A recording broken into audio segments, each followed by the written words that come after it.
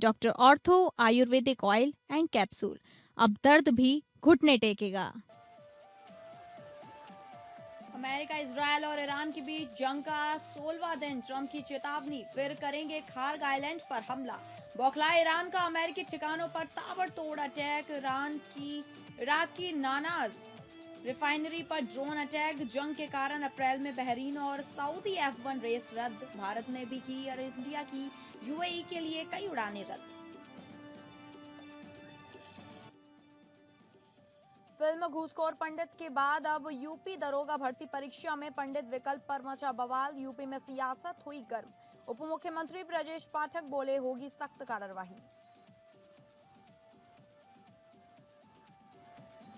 Bahujan Samaj party के संस्थापक काशीराम की जयंती आज। मायावती ने काशीराम की जयंती पर दी श्रद्धांजलि। काशीराम की विरासत पर सपा ने किया दावा। काशीराम जयंती पर सपा मना रही पीटीए दिवस।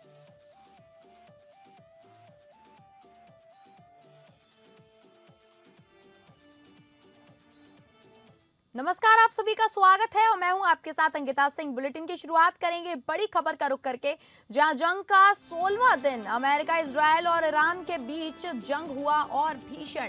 फिर करेंगे खार्ग आइलैंड पर हमला, बोले ट्रंप। ईरान का अमेरिकी ठिकानों पर ताबड़तोड़ अटैक। इराक की लानास रिफाइनरी पर ड्रोन अटैक। एयर इंडिया की यूएई के लिए कई उड़ानें रद्द। जंग के कारण अप्रैल में बहरीन और सऊदी F1 रेस नहीं होगी।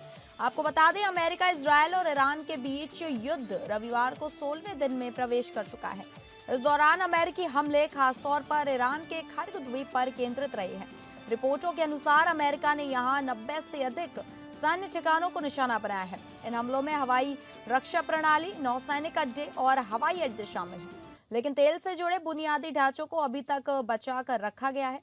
अमेरिकी राष्ट्रपति डोनाल्ड ट्रंप ने चेतावनी दी कि यदि ईरान हॉर्मुज जल डमरू मध्य में जहाजों के आवागमन को बाधित करता है तो तेल संबंधी ठिकानों को भी निशाना बनाया जाएगा। उन्होंने अन्य देशों से युद्धपोत भेजकर हॉर्मुज जल डमरू मध्य की सुरक्षा सुनिश्चित करने का आह्वान किया। ट्रंप का दावा है कि ईरान की सैन्य क्षमता लगभग पूरी तरह नष्ट कर दी गई है, लेकिन ड्रोन हमलों का खतरा अभी भी बना हुआ है।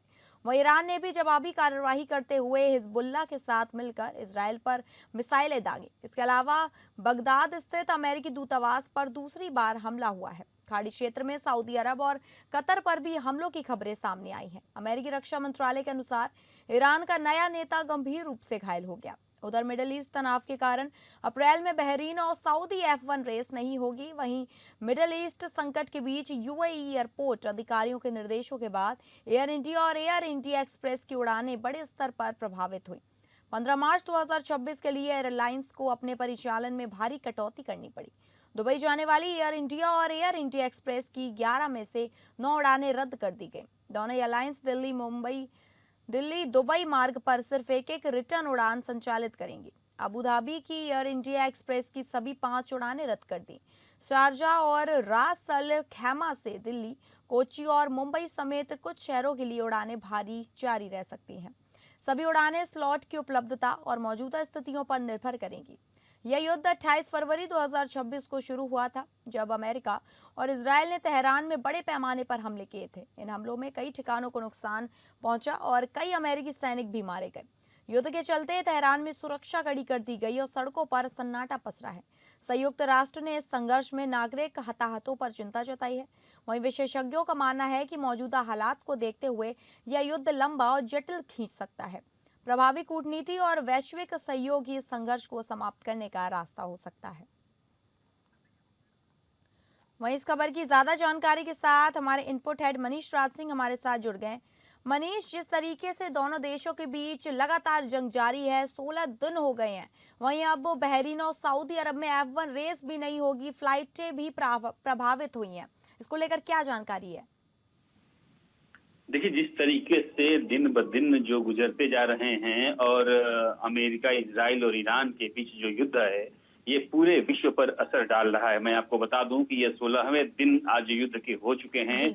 और न तो अमेरिका झुकने को तैयार है और न ही ईरान। ईरान का कहना है कि हमारी कुछ शर्तें हैं और उन शर्तों पर यदि अमेरिका तैयार होता है तभी इस युद्ध को विराम दिया जा सकता है। और उसमें सबसे बड़ी उसकी शर्त यह है कि आगे से उसके ऊपर कोई भी हमला न होने की गारंटी दी जाए, प्लस इस युद्ध का हर्जाना उसको मिले।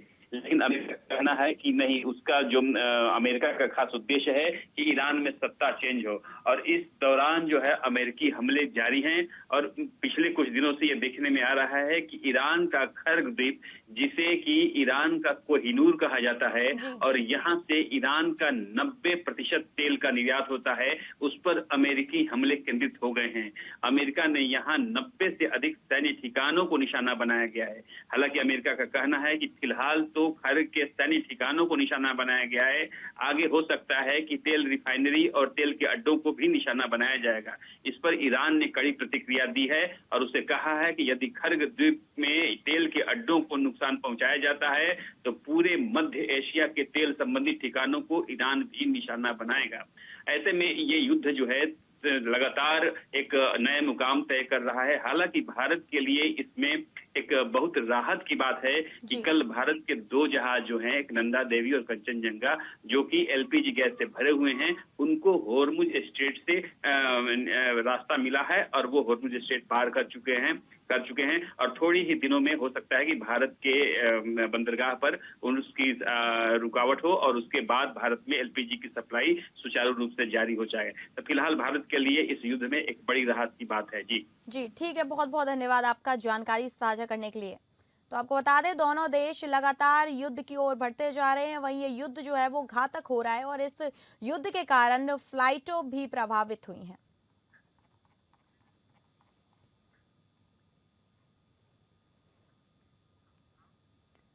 और अगली बड़ी खबर का रुख करेंगे जो है लखनऊ से। काशीराम की जयंती आज, बहुजन समाज पार्टी के संस्थापक काशीराम की जयंती आज। मायावती ने काशीराम की जयंती पर दी श्रद्धांजलि। काशीराम की विरासत पर सपा ने किया दावा। काशीराम जयंती पर सपा मना रही पीटीए दिवस। काशीराम के बहाने 2027 की सियासी जमीन मजबूत करने की कोशिश। आपको बता दें, बहुजन समाज पार्टी के संस्थापक काशीराम की जयंती है। उत्तर प्रदेश की पूर्व मुख्यमंत्री और बसपा सुप्रीमो मायावती ने बहुजन समाज पार्टी के संस्थापक काशीराम की जयंती पर उन्हें श्रद्धांजलि अर्पित की। इस दौरान उन्होंने कहा कि अपना पूरा जीवन बहुजन समाज को संगठित करने और सत्ता तक पहुंचाने के मिशन को समर्पित किया। बसपा प्रमुख ने कहा कि काशीराम ने बाबा साहेब की सोच और आंदोलन को पूरे देश में जीवित रखा और उनके कारवा को आगे बढ़ाया। उन्होंने जाति के आधार पर बटे और कमजोर किए गए समाज के लोगों को बहुजन समाज की एकता में जोड़ने का ऐतिहासिक काम किया। इस बीच काशीराम की विरासत पर सपा ने भी दावा किया। समाजवादी पार्टी ने बहुजन आंदोलन के प्रणेता मान्यवर काशीराम की जयंती को प्रदेश भर में पीटीए दिवस यानी कि पिछड़ा दलित अल्पसंख्यक के रूप में मनाने का निर्णय लिया। इसके लिए सपा के प्रदेश अध्यक्ष श्यामलाल पाल ने एक सर्कुलर जारी कर पार्टी के सभी पदाधिकारियों और कार्यकर्ताओं को निर्देश दिया कि पूरे प्रदेश में काशीराम की जयंती को पीटीए दिवस के रूप में मनाया जाए। वहीं सपा प्रमुख अखिलेश यादव ने भी काशीराम की जयंती पर उन्हें नमन करते हुए कहा, मान्यवर काशीराम जी की जयंती पर सबकी समानता और सामाजिक न्याय के संकल्प को दोहराते हुए शत शत नमन।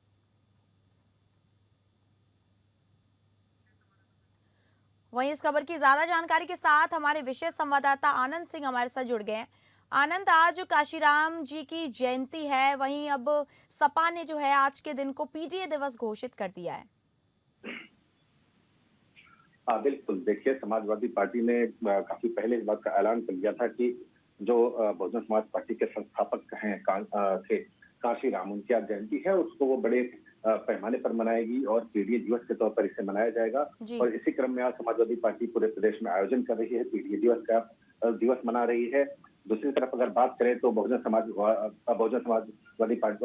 पार्टी जिससे सीधे तौर पर काशीराम जुड़े थे, जिसके वो संस्थापक रहे थे, वो भी आज पूरे प्रदेश में कार्यक्रम कर रही है। खुद देश की प्रमुख मायावती ने जयंती की सभी कार्यकर्ताओं को साथ ही साथ अगर आपने देखा हो तो कि 13 तारीख को, बीते 13 तारीख को ही कांग्रेस ने भी काशीराम संविधान दिवस के तौर पर मनाया गया था। यानी कहीं ना कहीं एक तरह से देखिए तो ये पूरा जो चूंकि अब चुनावी वर्ष है, एक साल के करीब बचा है उत्तर प्रदेश विधानसभा चुनाव में। ऐसे में हर पार्टी की ये कोशिश है कि जो एक बड़ा वोट बैंक है जो जी। जातियों जनजातियों का, उसको कहीं न कहीं कांशीराम के बहाने अपनी तरफ लाने की, लामबंदी करने की कोशिश के तौर पर इसे देखा जा रहा है। बहुजन समाजवादी पार्टी की बात करें तो लंबे समय तक जो एससी वोटर रहे थे, वो उसके खेमे में रहे थे, उसके एक बड़े वोट बैंक के तौर पर जाने जाते थे। लेकिन बीते कुछ चुनाव से 2014 के बाद से लगातार गिरावट आती गई है बहुजन समाजवादी पार्टी की जो वोट बैंक में। उसके बाद कहीं न कहीं ये प्रयास है, चाहे वो समाजवादी पार्टी हो, चाहे वो भारतीय जनता पार्टी हो या कांग्रेस हो, तो ये प्रयास रहा है कि जो ये अनुसूचित जाति जनजाति वोट बैंक है उसको अपनी तरफ लाया जाए। और यही वजह है कि जो कांशीराम हो, चाहे बाबा साहेब भीमराव अम्बेडकर हो, जी। उनकी जो ये विरासत पर सियासत की जंग है, वो आपने देखा होगा कि बीते 1-2 वर्षों में काफी तेज हो गई है। और इसी क्रम में आज कांशीराम जयंती को मना रही है, चाहे वो समाजवादी पार्टी हो, चाहे बहुजन समाज पार्टी हो या कांग्रेस हो या भारतीय जनता पार्टी। तरीके अलग अलग हो सकते हैं, लेकिन कांशीराम की जयंती को सभी लोग मना रहे हैं। इसे आप विरासत की सियासत के तौर पर देख सकते हैं। जी, ठीक है आनंद, आप फिलहाल के लिए धन्यवाद, बट आप हमारे साथ बने रहिएगा। तो आपको बता दें, बहुजन समाज पार्टी के संस्थापक काशीराम की आज जयंती है। वहीं उनकी जयंती पर मायावती ने काशीराम जी को श्रद्धांजलि दी है।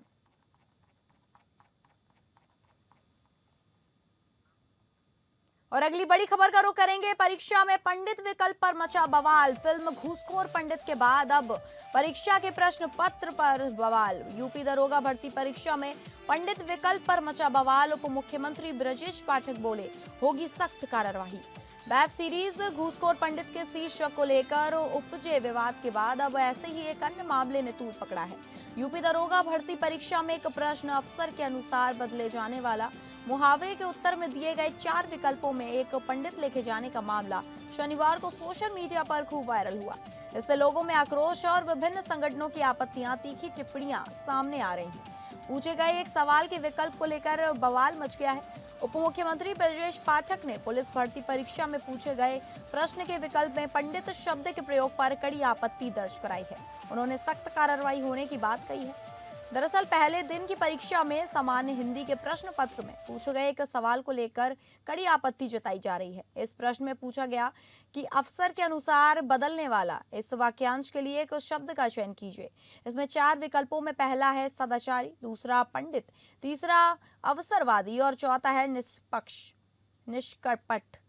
अब पंडित विकल्प दिए जाने को लेकर विवाद खड़ा हो गया है। उप मुख्यमंत्री ब्रजेश पाठक ने पुलिस भर्ती परीक्षा में पूछे गए प्रश्न के विकल्प के पंडित शब्द के प्रयोग पर कड़ी आपत्ति दर्ज कराई। उन्होंने सोशल मीडिया प्लेटफॉर्म एक्स पर किए पोस्ट में कहा कि उत्तर प्रदेश पुलिस भर्ती परीक्षा में आए प्रश्न को लेकर जो विकल्प दिए गए हैं उन पर हमें कड़ी आपत्ति है।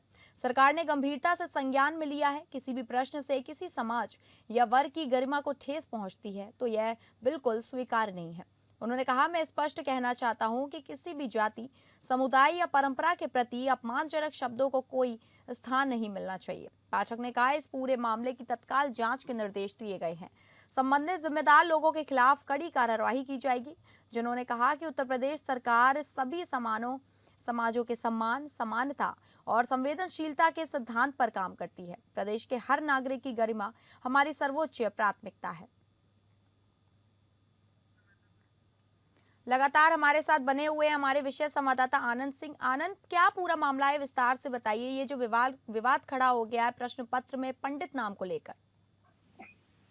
बिल्कुल, देखिए 14 और 15 मार्च यानी कल एक परीक्षा हो चुकी है। आज परीक्षा और होनी है। ये यूपी पुलिस सब इंस्पेक्टर भर्ती की परीक्षा हो रही है 2 दिनों की, जिसमें कल का जो प्रश्न पत्र आया था उसमें जो अभ्यर्थियों के लिए जो क्वेश्चन के सेट थे उसमें एक सेट में जो 21 नंबर का प्रश्न था उसमें जिसका भी आपने जिक्र किया उसको लेकर विवाद बताया जा रहा है। इसलिए ये पूछा गया था कि अवसर के अनुसार बदलने वाला इस वाक्य के लिए एक शब्द का चयन करना था, जिसमें 4 विकल्पों में एक पंडित विकल्प दिया गया था। इसको लेकर बवाल मचा हुआ है सियासी तौर पर। और विरोधी तो छोड़िए, जो सत्ता पक्ष के लोग हैं, जो सरकार में शामिल लोग हैं, उन्होंने इस तरह के प्रश्न पर सवाल उठाए, चाहे वो ब्रजेश पाठक हो या कैबिनेट मंत्री जो उत्तर प्रदेश सरकार में हैं, IT मिनिस्टर हैं सुनील शर्मा हो या तमाम जो दूसरे नेता हैं, उन्होंने लगातार इसको संज्ञान में लिया है, इस पर सवाल उठाया है और न सवाल उठाया है बल्कि मुख्यमंत्री से सीधे दखल की मांग की है और जो भी इसके पीछे दोषी व्यक्ति हैं उनके ऊपर कार्रवाई की ये मांग की गई है। ये कहा गया है जो तमाम लोग हैं जिन्होंने इसका विरोध किया गया है कि किसी तरह से भी क्षमा करने लायक चीज नहीं है। वैसे अगर आप देखें तो जो ब्राह्मणों की सियासत है बीते कुछ वक्त से उत्तर प्रदेश में इसको लेकर लगातार सियासी पार्टियां आपस में उलझी हुई हैं। कुछ दिनों पहले ही इसी तरह की एक फिल्म घूसखोर पंडित को लेकर बवाल मचा था, जिसको लेकर तमाम हो हल्ला हुआ था, या आप कह सकते कि जो यूजीसी का मामला आया था, आरक्षण का मामला आया था, तो ये तमाम तरह की चीजें आई थी जिसको लेकर लगातार प्रतिक्रियाएं देखने को मिली थी। अब ये एक नया विवाद उसमें जुड़ गया है और ये इसलिए भी विचार करने का प्रश्न है कि ये एसआई भर्ती परीक्षा का प्रश्न पत्र था जिसमें इस तरह का सवाल पूछा गया है और ये कहा गया है कि जो हमारी जानकारी है कि इसके जांच के आदेश दिए गए हैं और ये कहा गया है कि ये पूरा ये देखा जाएगा कि जो यूपी पुलिस भर्ती और प्रोन्नति बोर्ड जो इस परीक्षा को ऑर्गेनाइज कराता है इस जांच में शामिल होगा और ये देखा जाएगा कि इस तरह का क्वेश्चन आखिरकार कैसे जो प्रश्न पत्र का सेट था उसमें शामिल किया गया है और इसको लेकर ये तय मानिए कि आने वाले दिनों में कठोर कार्रवाई देखने को इस पूरे विषय पर मिलेगी जो भी इसके पीछे दोषी।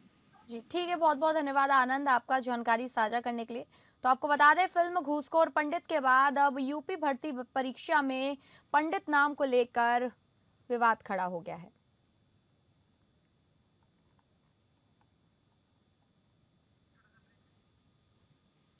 जहां प्रधानमंत्री मोदी ने कोलकाता के ब्रिगेड मैदान में एक विशाल रैली को संबोधित किया।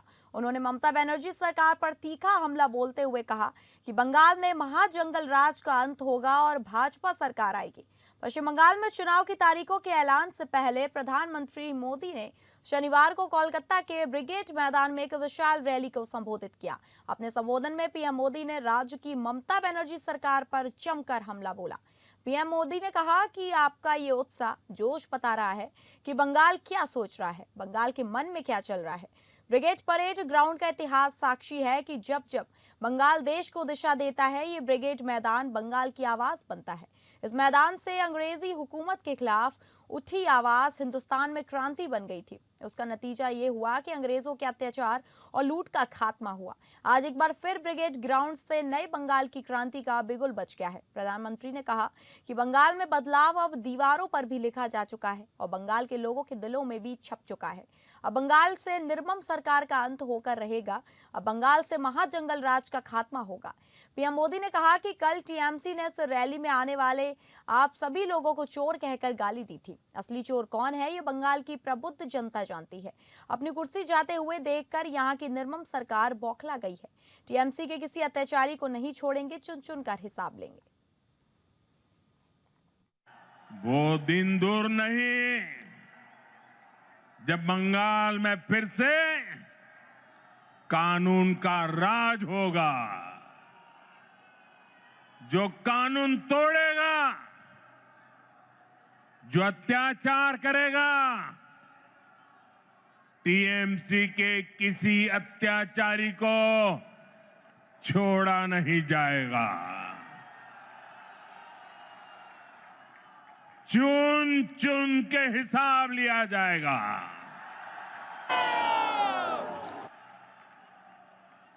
भाइयों बहनों, यहां की निर्मम सरकार चाहे अब जितना जोर लगा ले, परिवर्तन की इस आंधी को अब निर्मम सरकार रोक नहीं पाएगी। आगे बढ़ेंगे खबर में, जहां प्रधानमंत्री नरेंद्र मोदी ने असम में शिलोंग और सिलचर कॉरिडोर का भूमि पूजन किया। इसके बाद पीएम मोदी ने सभा को संबोधित करते हुए कहा, आपने असम से कांग्रेस को बाहर कर दिया है। आज देश का हर राज्य कांग्रेस को सबक सिखा रहा है। पीएम मोदी ने आगे कहा, कांग्रेस एक के बाद एक चुनाव हार रही है। आने वाले समय में कांग्रेस हार की सेंचुरी लगाने वाली है। हार की हताशा में कांग्रेस ने खुद देश के खिलाफ ही मोर्चा खोल दिया। प्रधानमंत्री ने पिछले महीने एआई समिट के दौरान भारत मंडपम में कांग्रेस के सदस्यों के शर्टलेस होकर किए गए विरोध प्रदर्शन का जिक्र करते हुए कहा, एआई समिट को बदनाम करने की कोशिश में कांग्रेस ने एक अजीबोगरीब विरोध प्रदर्शन किया। सार्वजनिक रूप से अपने ही कपड़े फाड़ दिए। पीएम ने आगे कहा कि कांग्रेस पार्टी ने पूर्वोत्तर को उसके हाल पर छोड़ दिया था जब देश आजाद हुआ, तो कांग्रेस ने सीमा का निर्वाधन इस तरह से होने दिया कि बराक घाटी का समुद्र से जुड़ाव पूरी तरह से कट गया। पीएम ने कहा, जहां कांग्रेस वालों की सोच खत्म होती है वहीं से हमारा काम शुरू होता है। पीएम मोदी का असम और बंगाल दौरा इसलिए भी खास है क्योंकि इस राज्य में विधानसभा चुनाव कराए जाने हैं। थोड़ी देर पहले यहां बराक वैली की कनेक्टिविटी से जुड़े, नॉर्थ ईस्ट की कनेक्टिविटी से जुड़े हजारों करोड़ रुपए के प्रोजेक्ट का शिलान्यास और लोकार्पण हुआ है। रोड हो, रेल हो, एग्रीकल्चर कॉलेज हो, ऐसे हर प्रोजेक्ट से बराक वैली नॉर्थ ईस्ट का एक बड़ा लॉजिस्टिक और ट्रेड हब बनने जा रहा है। इससे यहां के नौजवानों के लिए रोजगार के, स्वरोजगार के अनगिनत अवसर बनने जा रहे हैं। अगली खबर का रुख करेंगे, जहां अखिलेश यादव ने लखनऊ में एक रोजा इफ्तार पार्टी में केंद्र सरकार पर जमकर निशाना साधा। उन्होंने गैस सिलेंडर संकट, विदेश नीति और बदायूं हत्याकांड जैसे मुद्दों पर सरकार को घेरा। अखिलेश ने कहा कि बीजेपी युद्ध के माहौल में मुनाफाखोरी करना चाहती है और सरकार की लापरवाही के कारण अपराध बढ़ रहे हैं। उन्होंने पुलिस पर भी आरोप लगाया है कि वे लापरवाही बरत रहे हैं और शिकायत के बाद भी कार्रवाई नहीं कर रहे। अखिलेश ने कहा कि पुलिस खुद गांजा बिकवाने में शामिल है और सरकार को इस पर कार्रवाई करनी चाहिए। उन्होंने कन्नौज के आलू और यूपी में गांजा तस्करी का भी मुद्दा उठाया। अखिलेश ने फारूक अब्दुल्ला को पर्याप्त सुरक्षा देने की मांग की और ग्रीन कॉरिडोर मुद्दे पर भी सरकार पर निशाना साधा। उन्होंने कहा कि रक्षा मंत्री चाहते हैं कि काम हो, लेकिन यूपी सरकार सहयोग नहीं कर रही। अखिलेश ने कहा कि मिलजुली संस्कृति के खिलाफ ऐसी भाषा गलत है और अधिकारियों पर प्रमोशन के लिए बयान देने का आरोप लगाया। देते हैं, वहीं अगर होली है तो हम लोग गले मिलते हैं, ईद है तो गले मिलते हैं। ये देश की जो हिंदुस्तानियत है वो गले मिल करके एक दूसरे के सम्मान करने की है। इस संस्कृति को, इस परंपरा को हम लोग और आगे बढ़ाएंगे। मैं एक बार फिर सलाउद्दीन साहब को बहुत बहुत मुबारकबाद देना चाहता हूँ। उनके सभी परिवार के लोगों ने जिस तरीके से सबको बुला करके, सम्मान दे करके एक साथ इस कार्यक्रम का रोज़ा इफ्तारी का आयोजन किया है, बहुत बहुत बधाई। वो मुख्यमंत्री जी को बधाई देते हैं, लेकिन जितना यहाँ के डिफेंस मिनिस्टर चाहते हैं अच्छा काम हो, उतना सरकार अच्छा सहयोग नहीं कर रही है। अगर उत्तर प्रदेश की सरकार सहयोग करे तो लखनऊ और अच्छा हो सकता है। अगली खबर का रुख करेंगे, जहां घरेलू गैस और तेल को लेकर झारखंड विधानसभा में सत्ता पक्ष के जोरदार प्रदर्शन के बाद नेता प्रतिपक्ष बाबूलाल मरांडी ने पलटवार करते हुए सत्ता दलों पर अराजक स्थिति पैदा करने की कोशिश करने का आरोप लगाया है। दरअसल विधानसभा परिसर में कल सत्ता पक्ष के विधायकों ने धरना देकर केंद्र सरकार का घेराव किया था। इसी क्रम में पत्रकारों को संबोधित करते हुए बाबूलाल मरांडी ने कहा कि आज देश ही नहीं दुनिया संकट से गुजर रही है और वो संकट पश्चिम एशिया में युद्ध चल रहा है वो है। इस कारण से ग्लोबल एनर्जी का जो क्राइसिस है वो हर किसी को पता है। इसके बाद भी प्रधानमंत्री मोदी देश की जनता के लिए चट्टान की तरह खड़े हैं।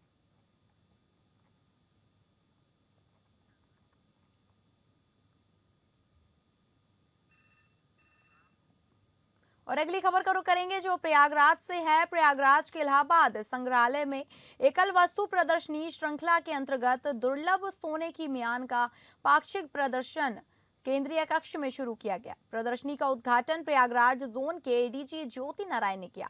उद्घाटन से पहले संग्रहालय की निदेशक और मंडलायुक्त सौम्या अग्रवाल ने पुष्पगुच्छ, अंग वस्त्र और स्मृति चिन्ह भेंट कर एडीजी ज्योति नारायण का स्वागत और सम्मान किया।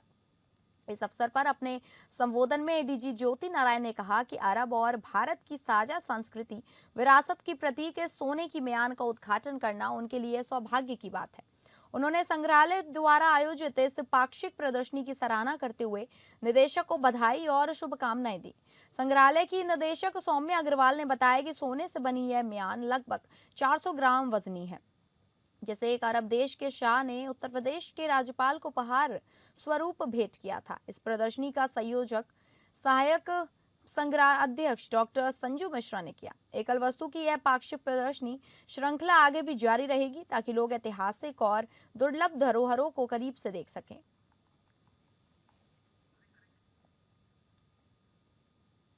तो फिलहाल इस बुलेटिन में इतना ही। नमस्कार।